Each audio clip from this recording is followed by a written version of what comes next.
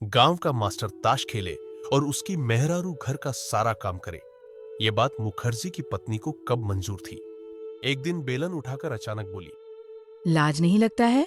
Master कहलाते हो और दिन भर ताश पर बैठे रहते हो। गांव वाले क्या कहेंगे? मुखर्जी ने सफाई दी।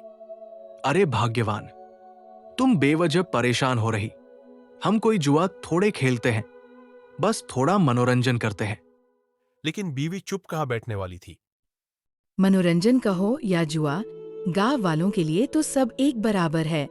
बदनामी हो रही है और तुम लोगों को फर्क ही नहीं पड़ता। ये बात मुखर्जी को भीतर तक चुभ गई।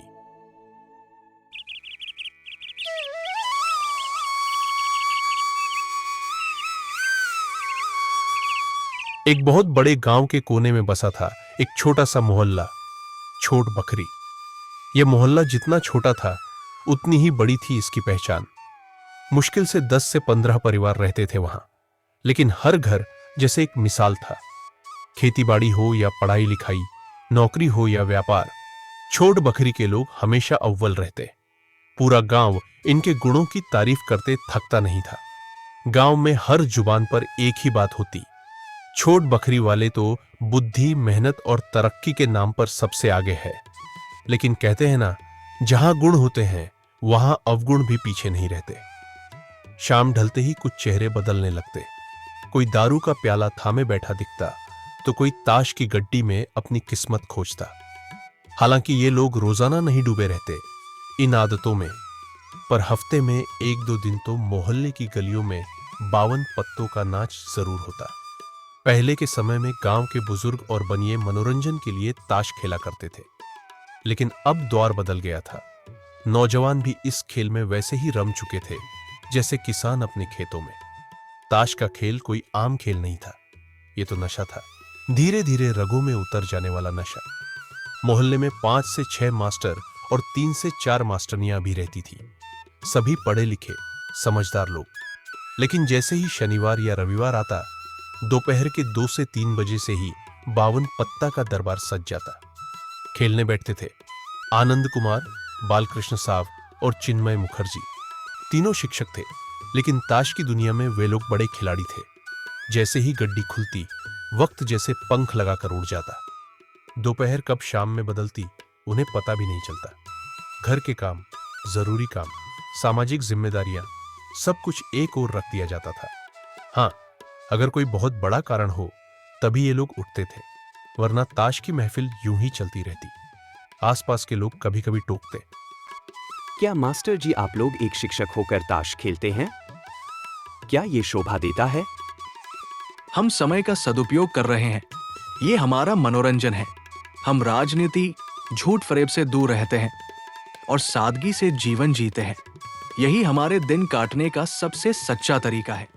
दारू पीने वाला तो वक्त का इंतजार करता है, मगर ताश खेलने वाला हर वक्त मौके की तलाश में रहता है। उसे तो बस एक कोना चाहिए और साथी चाहिए। फिर सुबह कब शाम हो जाती है उसे खुद खबर नहीं रहती। ऐसे ही 3 गुरुजी, ए, बी और सी, गांव के समझदार और पढ़े लिखे लोग थे। उनका व्यवहार नम्र था, किसी से न लड़ते, न झगड़ते, न ही किसी की बुराई करते। समाज में जब भी किसी को मदद की जरूरत होती, वे सबसे पहले खड़े मिलते। लेकिन एक कमी थी, ताश का जबरदस्त चस्का। छुट्टी का मौसम आया, स्कूल बंद हो गए और तीनों मास्टर दिन रात ताश खेलने में जुट गए। लेकिन गांव का समाज कुछ और सोचता था। कोई राहगीर गुजरता तो कहता, इनको और कोई काम नहीं, बस ताश में डूबे रहते हैं। रिश्तेदार आते तो ताना मारते, मास्टर होकर यही करते हो। धीरे धीरे लोगों की बातें घर तक पहुंचने लगी। फिर एक दिन बात पहुंची आनंद की बीवी तक, जो गांव में तीखी जुबान के लिए मशहूर थी। बीवियों ने घर में सुनाना शुरू किया, झगड़े होने लगे और जो खेल कभी सुकून देता था, अब वह बदनामी की वजह बन गया। अब तीनों मास्टर चुपचाप बैठने लगे। ताश की गड्डी सामने रखी रहती थी, लेकिन दिल अब पहले जैसा नहीं था। अब उन्हें समझ आने लगा था, शौक जब हद से आगे बढ़ जाए तो वह सम्मान को निगल जाता है। गांव का मास्टर ताश खेले और उसकी मेहरारू घर का सारा काम करे। यह बात मुखर्जी की पत्नी को कब मंजूर थी। एक दिन बेलन उठाकर अचानक बोली, लाज नहीं लगता है? मास्टर कहलाते हो और दिन भर ताश पर बैठे रहते हो। गांव वाले क्या कहेंगे? मुखर्जी ने सफाई दी। अरे भाग्यवान, तुम बेवजह परेशान हो रही। हम कोई जुआ थोड़े खेलते हैं, बस थोड़ा मनोरंजन करते हैं। लेकिन बीवी चुप कहाँ बैठने वाली थी। मनोरंजन कहो या जुआ, गांव वालों के लिए तो सब एक बराबर है। बदनामी हो रही है और तुम लोगों को फर्क ही नहीं पड़ता। ये बात मुखर्जी को भीतर तक चुभ गई। चुपचाप उठे और अपने कमरे में चले गए। उधर बालकृष्ण भी अपने काम में लग गया। आनंद ने भी घर के कामों में हाथ बंटाना शुरू कर दिया। अब बेचारे चिन्मय का क्या? पढ़ाई का बेहद शौक था, लेकिन आंख की खराबी ने सारी उम्मीदें तोड़ दी थीं। इलाज के लिए डॉक्टर दर डॉक्टर भटके, पर कोई फायदा नहीं। आंख की रेटिना सूख चुकी थी। रिटायरमेंट के बाद जैसे जीवन थम सा गया था।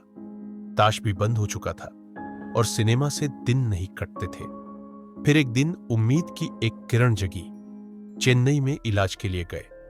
इलाज तो खास नहीं हुआ, लेकिन एक छोटा मोटा चश्मा मिला जिससे कुछ पढ़ने की रोशनी वापस आई। अब चिन्मय की कॉपी किताब ही उसका साथी बन गई। इसी बीच एक दिन तीनों, चिन्मयी, आनंद और बालकृष्ण बैठे थे। बातों बातों में विचार निकला, क्यों ना कुछ ऐसा किया जाए जिससे फालतू समय का उपयोग हो और समाज को भी कुछ मिले। आनंद बोला, मैं हारमोनियम बजा लूंगा। बालकृष्ण बोला, मैं तबला बजा दूंगा। चिन्मय मुस्कुराया, मैं झांझ बजा दूंगा और कुछ गीत भी लिख लूंगा। सीताराम को भी बुलाया गया, वो ढोलकी में माहिर था। फिर क्या था, अगले ही हफ्ते चिन्मय बाबू के आंगन में हारमोनियम, तबला, झांझ और ढोलकी की आवाजें गूंजने लगी। 2-3 महीने के अंदर वो ताश खेलने वाले मास्टर अब गांव के सांस्कृतिक हीरो बन चुके थे। जहां पहले बदनामी होती थी, वहां अब सराहना होने लगी। जहां ताश बिछते थे, अब सुरों की लहरें बहती थी। गांव में दूर दूर तक चर्चा फैल गई। मास्टर लोग अब गीत संगीत कर रहे हैं, गांव को जोड़ रहे हैं।